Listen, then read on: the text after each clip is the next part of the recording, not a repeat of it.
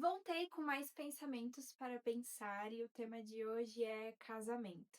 No final desse mês, agora de julho, eu vou fazer 5 anos de casada e, consequentemente, quando essas datas especiais vão chegando, eu vou ficando um pouco mais reflexiva, mais nostálgica, mais pensativa. Acho que é natural para muitas pessoas fazer esse movimento, né, de lembrar de como foi o começo, de como foi o casamento, quais eram os planos e como estamos hoje. Quero compartilhar um pouquinho das coisas que eu pensei sobre isso, para a gente construir algumas respostas não, perguntas, para a gente poder construir outras perguntas juntos. Eu estava me lembrando que quando a gente era recém-casado, meses de casamento, as pessoas vinham e perguntavam: "E aí, como é que tá? Vocês já estão brigando muito? Tá muito difícil a convivência? Tá muito difícil lidar com as diferenças? Ai, tá muito difícil lidar com seu marido deixando a toalha molhada em cima da cama?" Ele deixa a escova e a pasta de dente destampada em cima da pia. E parecia que as pessoas vinham perguntar isso já com a expectativa de que eu falasse: é isso aí, tá muito difícil, ele faz isso, faz aquilo", esperando. Eu não sei por quê, perguntam mais para as mulheres, né, acho que não sei por quê. Alguém faz ideia do porquê que perguntam com mais frequência para as mulheres? Acho que para homem é mais tranquilo, né. Enfim. E aí esperam que a gente responda: "Realmente tá muito difícil, ele não faz nada, não ajuda em nada". Não sei, a expectativa parece ser de que realmente o pior esteja acontecendo e que aquele casal recém-casado esteja vivendo num pé de guerra, com briga e gritaria. Pelo menos eu sentia isso, né, de que esperavam que eu falasse mal ali de alguma coisa do meu marido, de algum comportamento dele, que eu me queixasse da vida e concordasse com a ideia geral de que casamento é muito difícil mesmo. Mas as minhas respostas sempre foram diferentes. Mas diferentes daquilo que eu supunha que as pessoas esperavam ouvir, que eram as reclamações. Na verdade, nós sempre fomos muito amigos, desde antes do namoro. Isso se fortaleceu no namoro. Então, o início do nosso casamento foi como todo o nosso relacionamento anterior, toda a nossa história anterior já era. Com muito diálogo, com muita, conversa, com muita paciência, com muita parceria e sem medo de ter conversas difíceis. Porque as conversas difíceis, elas são fundamentais para recalcular rotas, para fazer ajustes, sejam esses ajustes pequenos ou grandes ajustes. Então não vivemos um primeiro ano de casamento caótico, como eu sei que muitos outros casais já vivenciaram, e na minha cabeça é o que todo mundo espera de um primeiro ano de casamento. Mas existe isso na minha cabeça, porém na minha cabeça também existe um contraponto, e eu vou explicar, calma, vamos construir essa linha de raciocínio juntos. Aí as pessoas perguntavam pra mim: "Ai, tá muito difícil?" Eu falava: "Não, não tá muito difícil, tá bem legal, tá tranquilo". E aí eu escutava a seguinte resposta: "Ah, é que vocês ainda estão na lua de mel, né, o primeiro ano é lua de mel". Então, assim, a mesma pessoa que me perguntou, já jogando verde ali de: "Nossa, tá difícil? Como é que tá? Você já se irritou? A toalha molhada tá em cima da cama?". Essa mesma pessoa que me perguntou, quando ouviu que eu não concordei com aquilo, que não, essa não é a minha realidade, ela já mudou o discurso dela de: "Ah, é porque é lua de mel, né, primeiro ano é mil maravilhas, depois que os desafios vão aparecendo". Aí eu ficava confusa, eu pensava comigo: é pra ser difícil ou é pra ser fácil? É pra brigar todo dia ou é pra viver numa lua de mel? Me conta, vamos conversar depois nos comentários o que que vocês pensam sobre isso, o que que vocês já ouviram sobre isso. E quais eram as suas expectativas também sobre isso? Você achava que ia ser um primeiro ano tranquilo ou realmente um primeiro ano difícil? Me conta aí pra gente conversar depois. Conforme o tempo foi passando, eu fui amadurecendo, o nosso casamento foi amadurecendo, conforme eu fui conversando com meu marido sobre isso, porque era uma angústia que nós 2 compartilhávamos, de ter essa dúvida de: "Será que a gente tá fazendo alguma coisa errada? Era pra gente estar brigando mais?" Ou tá tudo bem, tá tudo certo? Será que a gente se prepara para o pior, já que agora o começo foi tranquilo, então no decorrer vai ficando pior? A gente já se prepara? Como a gente se prepara? Então, conforme esse tempo foi passando, eu também fui percebendo que essas perguntas que a gente escutava, essas falas dos outros, elas estavam realmente muito contaminadas com as próprias vivências e expectativas, frustrações e alegrias da pessoa que estava perguntando. E parando para pensar em retrospecto isso tudo, parece meio óbvio. É claro que toda pergunta, toda fala, todo conselho que a gente dá é baseado na nossa experiência. Mesmo que a gente já tenha passado por algo parecido, é a nossa experiência, a gente fala a partir do nosso ponto de vista. E mesmo sendo óbvio, existe essa crença de que ah, o meu casamento é assim, então o do outro também deveria ser assim, ou vai ser assim, ou deve estar sendo assim, porque isso aconteceu comigo, também vai acontecer com o outro. Existe a crença de que tem um padrão, né? Todo casamento é igual, todo primeiro ano de casamento é igual, todas as brigas são iguais, é pelo mesmo assunto, é pelo mesmo motivo. E eu entendo a surpresa das pessoas ao ouvir que existe uma terceira via. Não precisa ser, o primeiro ano do casamento não precisa ser uma lua de mel ou um pé de guerra o dia inteiro. Existe uma terceira via.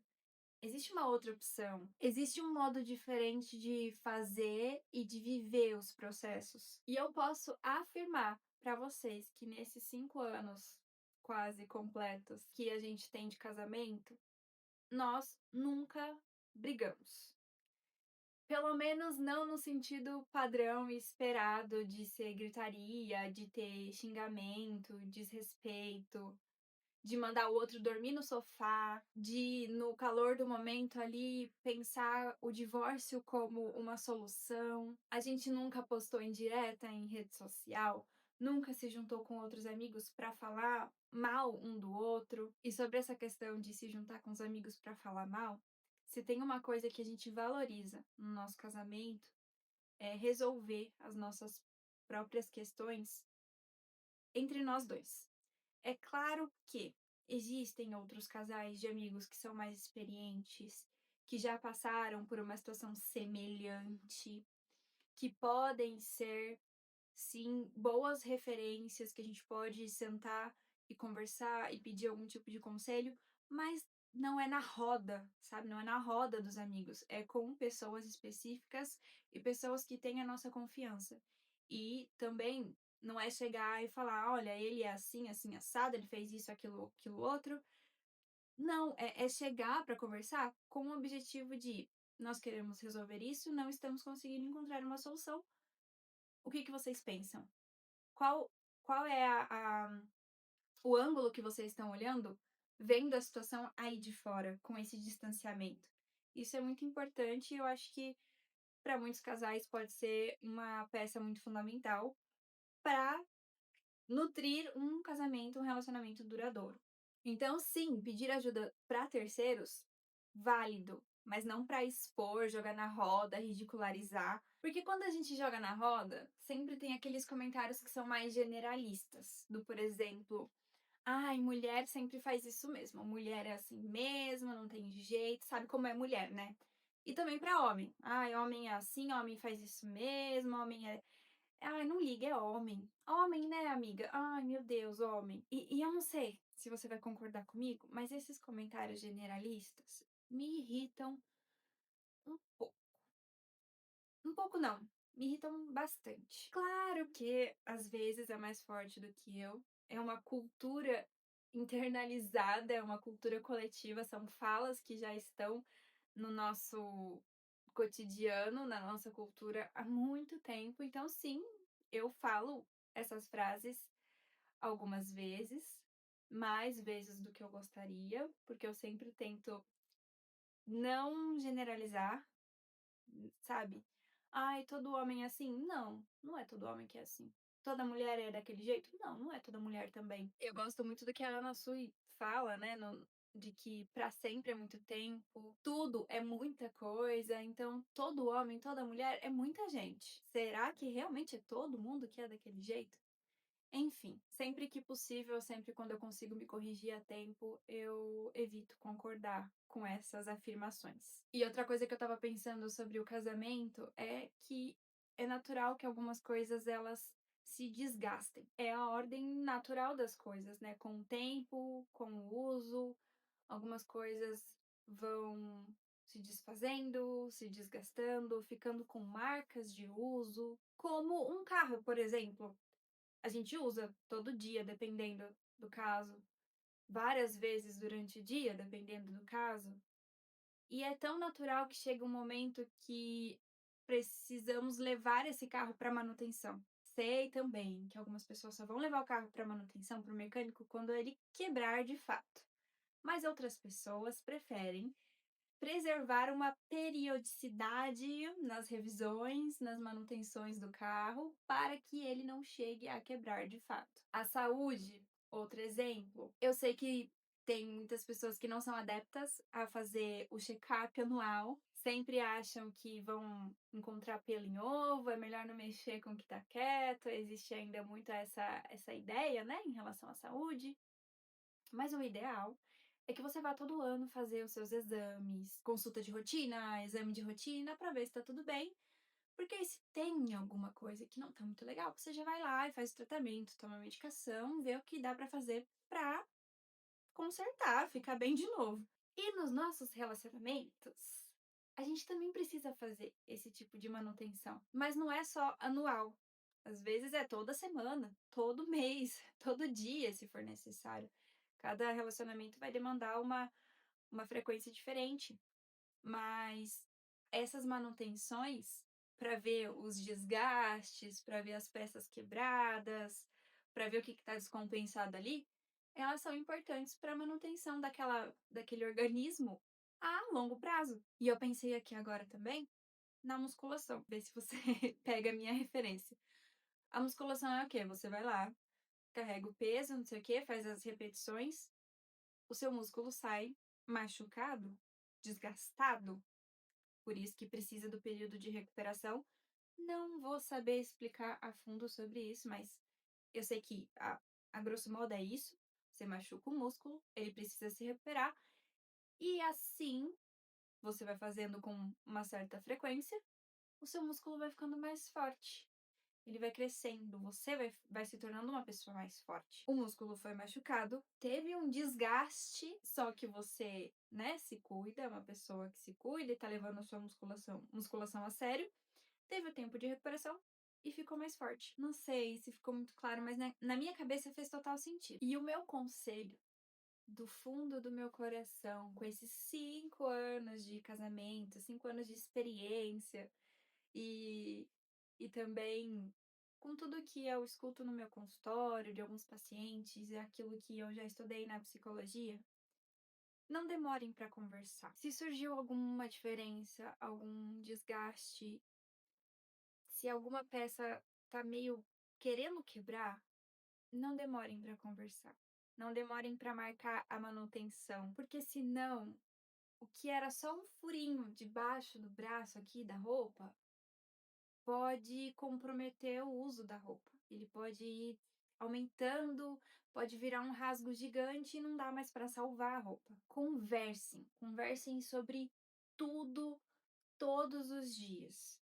Sejam pessoas interessadas, não interesseiras, mas interessadas principalmente pelo seu parceiro, pela sua parceira.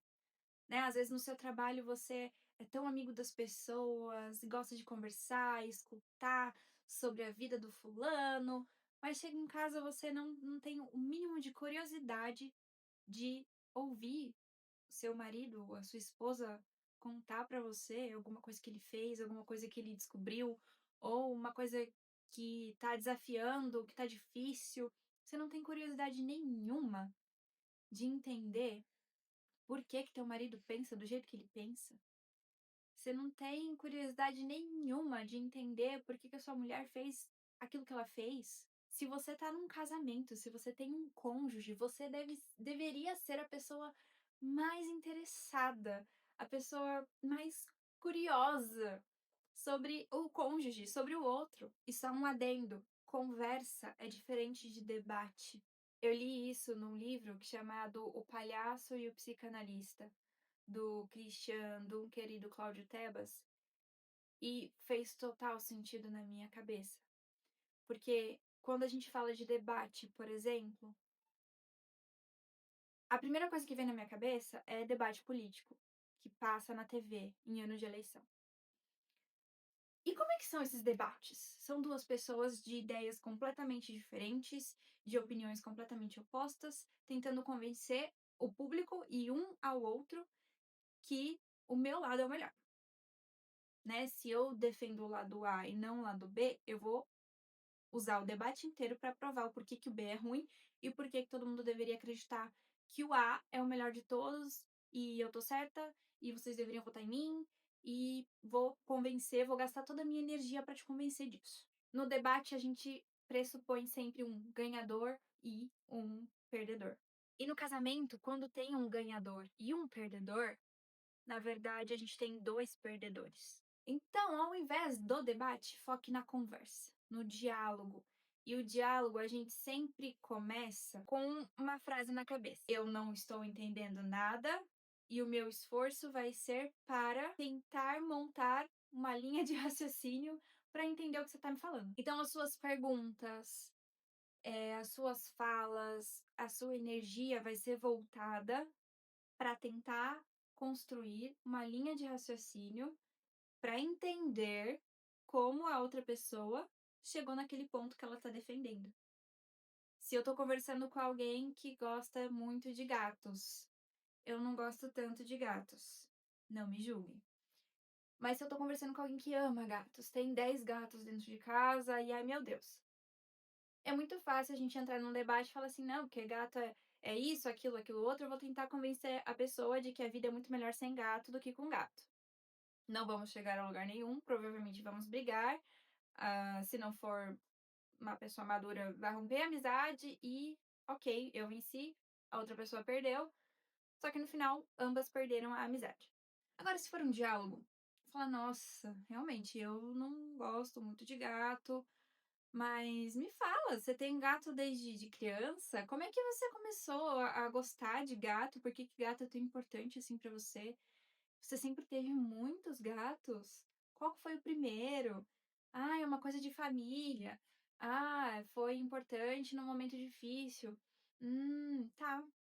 Agora eu não tenho mais só o julgamento de, nossa, é a amiga dos 10 gatos. Agora eu sei por que que ela gosta. Como que ela foi, adotando, ou comprando, ou adquirindo, sei lá, os 10 gatos. Por que que é tão importante pra ela? O que que significa pra ela? Eu termino essa conversa ainda não concordando e não gostando de gatos. Mas agora eu entendo o porquê que ela faz o que ela faz. Conversas são assim. E eu sei que 5 anos não me faz ser a pessoa mais expert em casamento. A gente não tem filho ainda.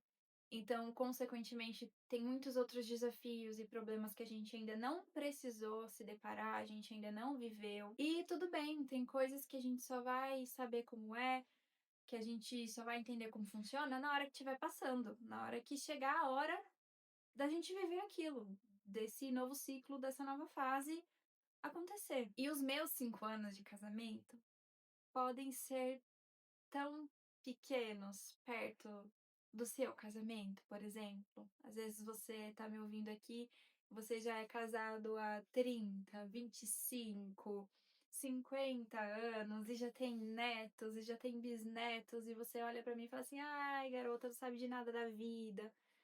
Realmente, às vezes eu não sei tudo e tá tudo bem, eu não me importo, não acho ruim, eu acho isso muito precioso, que existam coisas que a gente só aprende com o tempo. Mas eu já tenho a minha experiência, eu tenho os meus humildes 5 anos de experiência. Eu gosto muito desses 5 anos de experiência que eu acumulei. Quero chegar nos meus 50, 60 anos de casado, quantos anos Deus permitiu viver, mas 5 anos já foi o suficiente para começar a me gerar as primeiras substituições na minha casa. As primeiras substituições de presentes de casamento, de coisas que a gente comprou quando a gente estava ali fazendo o nosso enxoval. A air fryer, air fryer. Air fryer? Vocês entenderam? A fritadeira elétrica, por exemplo, foi o primeiro item que resolveu se aposentar aqui em casa. Foi o primeiro presente de casamento que pediu demissão, seguidos do liquidificador e do chuveiro. E foi um choque de realidade pra mim, confesso, não estava esperando que as coisas quebrassem assim tão rápido.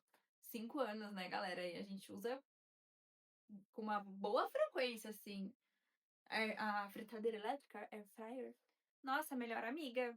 A gente praticamente não usa óleo em casa. Então, o que aquela bichinha trabalhou, meu Deus do céu. E ver que essas coisas, né, quebraram, se desgastaram com o uso, com o tempo, foi como se eu visse um letreiro bem grande, assim, na minha cara, bem brilhante, com letras neons, que o tempo tá passando. Que o tempo passou, que a gente envelheceu, que o nosso casamento tem 5 anos, que todo aquele preparativo, aquela ansiedade pra fazer o casamento, pra fazer a festa, passou. E, cara, 5 anos. Eu imagino como eu vou estar daqui 15 anos olhando pra, tipo, meu Deus, meu casamento foi há 20 anos atrás, sabe? E com filhos, espero em Deus, com filhos e talvez netos, sei lá. Outra coisa também que resolveu se aposentar foi o nosso jogo, 2 jogos de cama, de lençol. E eles começaram a ficar bem velhinhos, bem gastos, com rasgos.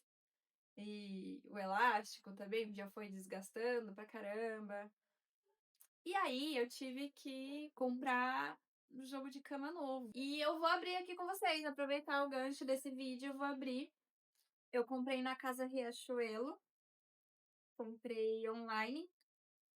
Por que eu comprei online? Eu sei que esse é o tipo de coisa que muita gente prefere ir na loja e pegar na mão pra ver. Eu também.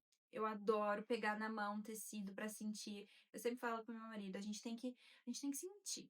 Seja roupas, tudo que envolve tecido, eu gosto muito de sentir, porque eu sou muito chata com tecido.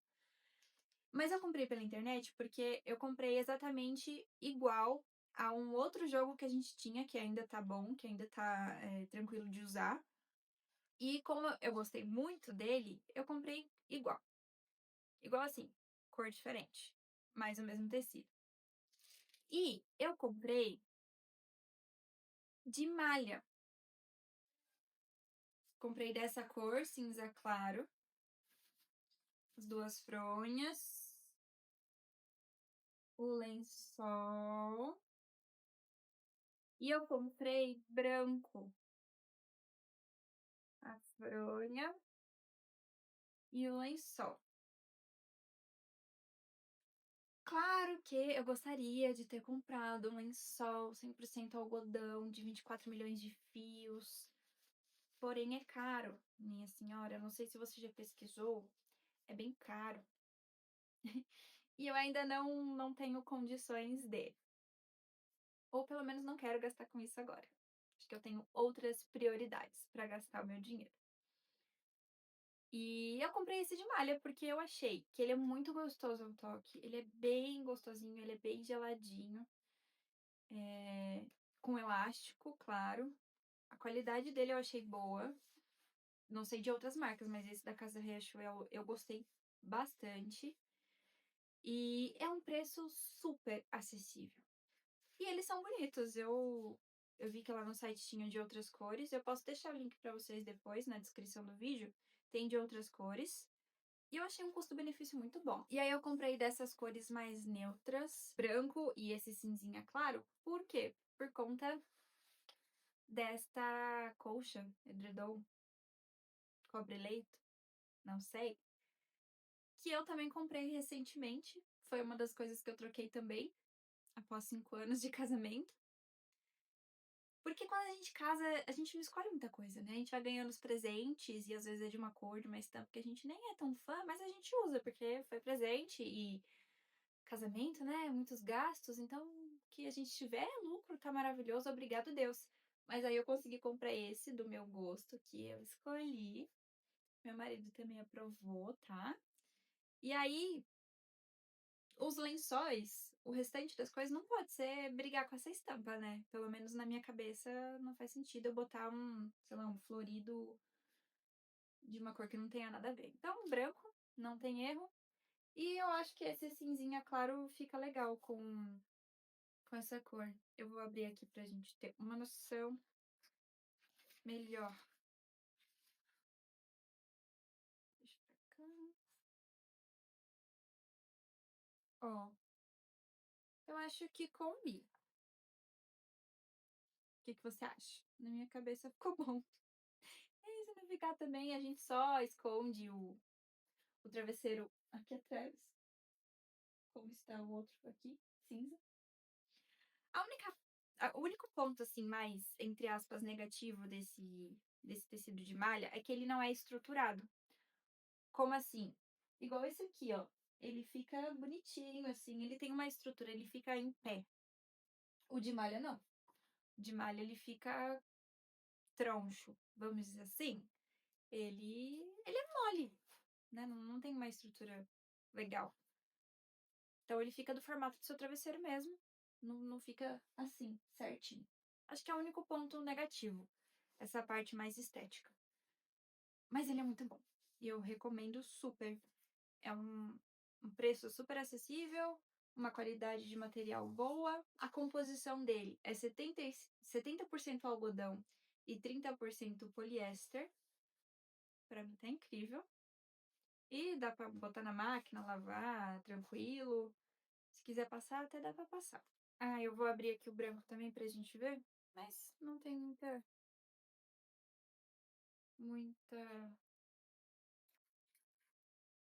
não tem muito o que mostrar não. É um lençol não, que é isso? Ah, é a fronha. É a fronha. Ah, eu comprei, na verdade, 3 fronhas brancas, porque eu precisava de uma, sem ser de par. E aqui, o lençol tem elástico? Tem certo? Tem um elástico aqui. Ah, e outra coisa não tão legal sobre malha, ela amassa muito. Ela fica bem amassadinha, não sei se vai dar pra ver aí no vídeo. Mas, gente, tá bom, né? Pra gente dormir em cima. O edredom vai tampar, tá tudo bem. E aí, quando você tirar o edredom pra dormir, o cobertor vai tampar, tá tudo certo. Então eu vou deixar o link pra vocês depois, se vocês quiserem ver. Se vocês puderem comprar pelo link também, eu agradeço. Mas se não puder, também não tem problema. E fica a minha dica aqui de uma roupa de cama legal e acessível, caso você esteja precisando. Pra finalizar o vídeo, eu queria dizer pra vocês que eu ainda vivo aquela fase de lua de mel. Ela não ficou só pro primeiro ano, mas não porque isso é sinônimo de não tenho problemas, não tenho brigas, é tudo paz e amor todos os dias. Eu ainda vivo na lua de mel no sentido de eu ainda escolho todos os dias permanecer, ficar nesse casamento. Eu escolho todos os dias amar o meu marido. Agora conhecendo mais, não vou falar defeitos, mas conhecendo mais características que são mais desafiadoras para eu lidar, eu escolho todos os dias, me apaixonar e olhar com os olhos que eu tinha lá no início. Claro que com uma mente muito mais madura, com outros conhecimentos, com outras vivências, mas ainda assim me comprometendo com as mesmas coisas que eu prometi para ele nos nossos votos de casamento. Me comprometendo com a mesma pessoa, com a nossa casa, com a nossa família, que foram decisões que eu tomei lá quando eu disse: "Sim, aceito me casar com você". A gente precisa se lembrar disso de uma maneira muito consciente, porque, o casamento não é uma maravilha todos os dias, não é só flores e sorrisos e beijinhos todos os dias, tem as suas estações, os seus períodos mais desafiadores, mas o que eu posso dizer é: conversem. Sejam amigos, sejam parceiros, sejam confidentes, conversem sobre tudo, sejam curiosos, sejam interessados. Vou terminando o vídeo por aqui, compartilha comigo o que você achou do que a gente conversou, não precisa ter uma resposta, uma conclusão. Gosto de fazer novas perguntas sobre as perguntas. Se vocês tiverem alguma dúvida sobre os lençóis, podem me mandar, eu vou deixar o link para vocês, caso vocês queiram, comprar. E até o próximo vídeo, a gente se vê para falar sobre outras coisas, com mais pensamentos para pensar.